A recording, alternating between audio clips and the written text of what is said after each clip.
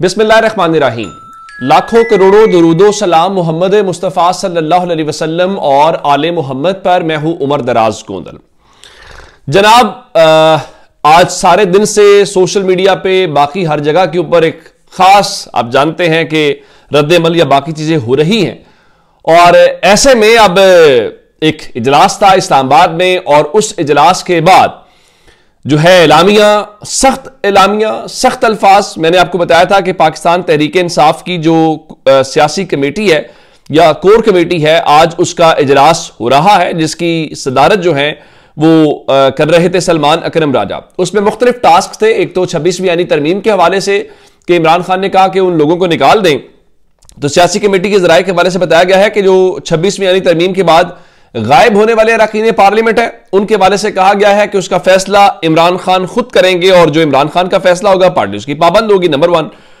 Number 2, उन्होंने इस सिलसिले में जो शेर अफजल मरवत को निकाला गया है, तो सियासी कमेटी के मेंबरान ने कहा है कि शेर अफजल मरवत को इमरान खान ने निकाला है, तो तहरीक इंसाफ इमरान खान के फैसले के बिल्कुल साथ खड़ी है। लेकिन आज जो दूसरा मामला है उसमें कुछ और फैसले हुए हैं। एक तो जो आमिर आवान है, उनको पीटीआई इस्लामाबाद के जनरल सेक्रेटरी मुकर्रर कर दिया गया है और उसका बाज़ाब्ता नोटिफिकेशन जारी किया गया है। लेकिन असल खबर आज का एलामिया है, तगड़ा एलामिया है, सख्त एलामिया है, और मैं पढ़ के सुना देता हूं, फिर आपको समझ आ जाएगी। आप जानते हैं कि फवाद चौधरी साहब और शोएब शाहीन के दरमियान एक लड़ाई हुई। उस लड़ाई में जो कुछ हुआ, तो तहरीक इंसाफ की जानिब से जो एलामिया जारी किया गया है, उसमें क्या कहा गया है। अमली तौर पर आज पाकिस्तान तहरीक इंसाफ ने फवाद चौधरी साहब के साथ न सिर्फ ला ताल्लुकी का इजहार किया है, बल्कि सख्त जुमलों का इस्तेमाल किया। मैं आपको पढ़ के सुना देता हूं। तहरीक इंसाफ का एलामिया जी।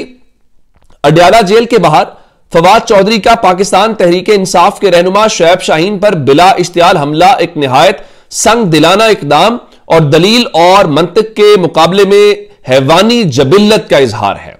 फवाद चौधरी की जानिब से ताकत और मुखालिफ से स्कोर बराबर करने के लिए ऐसे हरबों के इस्तेमाल का यह पहला वाकया नहीं है। ऐसे कई वाकयात उनके माजी से भी मंसूब हैं। उनकी जानिब से सियासी इख्तलाफ को नीचा दिखाने के लिए गालम गलोच का आजादाना इस्तेमाल, उनमें फहुश गोई और बदकलामी के पाए जाने वाले रुझान का मुंह बोलता सबूत है।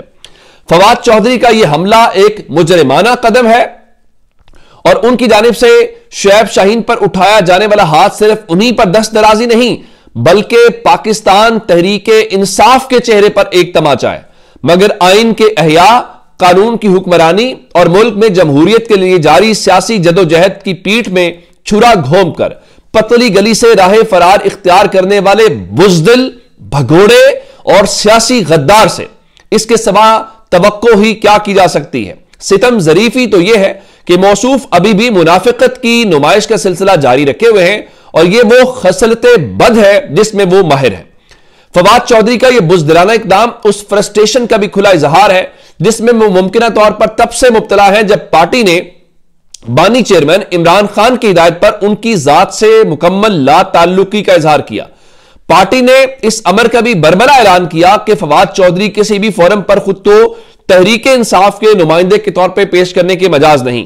पाकिस्तान तहरीक इंसाफ की सियासी कमेटी इस वाक़े का निहायत संजीदगी से नोटिस लेते हुए फवाद चौधरी के नफरत अंगेज रवैये की शदीद तरीन अल्फाज में मजम्मत करती है।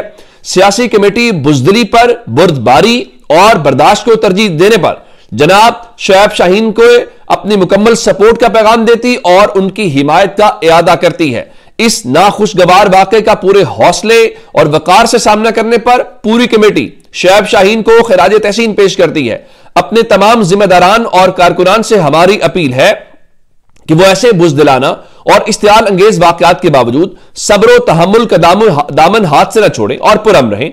हमारी पार्टी बहर सूरत हर इम्तिहान में सुरखरू होगी।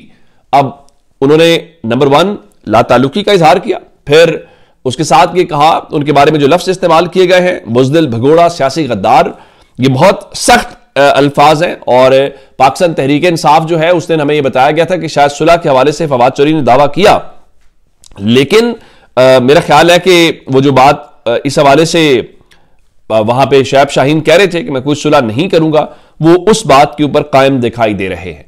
अच्छा, अब आते हैं, आज आर्मी चीफ की गुफ्तगू थी, और उस हवाले से फिर जाहिर है सवालों जवाब भी सोशल मीडिया पे जो हो रहे हैं वो भी मैंने आपके सामने रखे, लेकिन लोग उनकी तारीफ भी बहुत कर रहे हैं। जिसमें हसन अयूब जो रावी के नाम से है, उनका जी आर्मी चीफ सैयद आसिम मुनीर के खिताब में सबसे बड़ी खूबी यह होती है कि वो सीधी सच्ची दो टोक बात करते हैं, कुरान पाक से रेफरेंस कोट करते हैं, बड़े बड़े वुकला को अदालतों में सुना, मौलाना फजलुर रहमान, महमूद अचकजई और रजा रब्बानी को पार्लियामान में बोलते सुना, लेकिन हाफिज सैयद आसिम मुनीर से बेहतर मुकर्रर कभी नहीं सुना।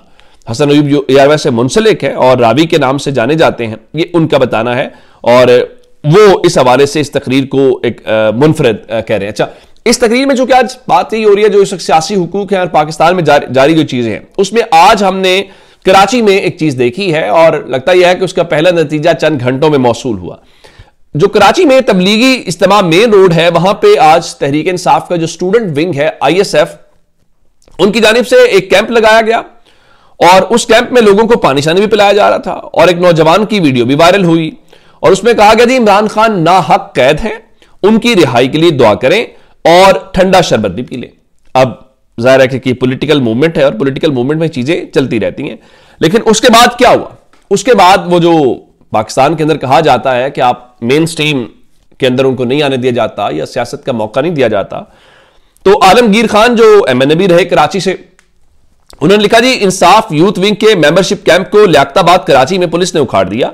ये रियासती जबर कब खत्म होगा? हम अवामी नुमाइंदों को सियासत का हक है, इतना खौफ क्यों है हमसे? तहरीक इंसाफ की खवातीन से इतना खौफ क्यों है?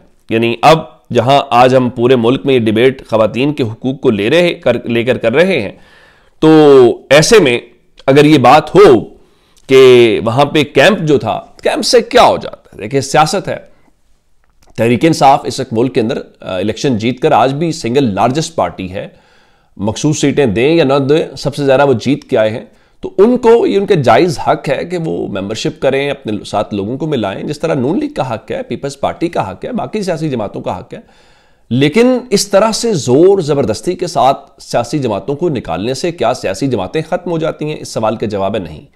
तारीख यही बताती है कि जब जब रियासती तौर पर इस पॉलिसी को अपनाया गया, पाकिस्तान के लोगों ने रद्दअमल दिया और उसकी एक मिसाल पिछले साल का 8 फरवरी का इलेक्शन है। 8 फरवरी का इलेक्शन रद्दअमल था, रेफरेंडम था, उस तमाम इकदाम के खिलाफ, उस तमाम एफर्ट्स के खिलाफ। अब आप देखिए ना, इतने अरसे से आपने ये सब किया और आज भी देख लीजिए कि मकबूलियत कहां पे है, किसी भी पैमाने पे। और अब तो लोग जो है, जो आपके बारे में इंटरनेशनल इदारे बोल रहे हैं, अब तो आपके जो हम ख्याल थे मुस्लिम लीग नून के, पीपल्स पार्टी के, चाहे वो ह्यूमन राइट्स में हूं, वो जर्नलिज्म में हूं, या बहुत सारे लोग, अब तो वो भी आपका वजन नहीं उठा रहे। तो मेरा ख्याल ये है कि अब भी वक्त है कि हम चीज़ों को बेहतर करें। हम क्यों हर चीज़ को खराब से खराब तर ही करना चाहते हैं? अपना बहुत सारा ख्याल रखिएगा। खुदा हाफिज।